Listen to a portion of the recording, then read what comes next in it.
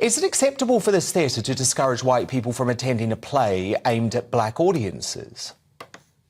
Well, frankly, it's disgusting. Look, I mean, it's quite simple. If you can't say it the other way round, so Black Lives Matter, White Lives Matter, if it's an offence saying it the other way, then it can't work. So if you're saying blacks only, or people who identify as black, just to try and kind of cover up the fact that it is actually quite racist, if you can't say whites only, then you can't say blacks only. And that is a very simple rule that I'm applying to this. It is ridiculous. It takes race relations backwards. And I don't know who on earth would sanction this and think that this is a good idea. It is terrible.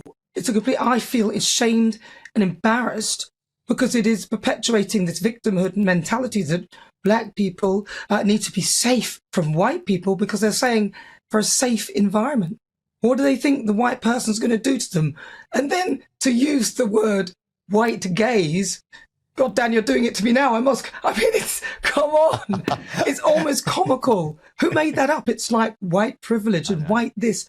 It's so offensive, Dan. I'm apologising on behalf of these fools who seem to want to perpetuate racism and actually make it worse. Well, you certainly don't need to apologise for anything, but you say that this is the language of apartheid coming to Britain in 2023.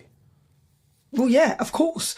I mean, that's what apartheid was. And even, you know, if you take us back many years in this country, it was no blacks, no whites, no Irish, sorry, no this, no that. So we actually had policies where you couldn't go in if you were black, if you were Irish, if you were this. And that has been outlawed.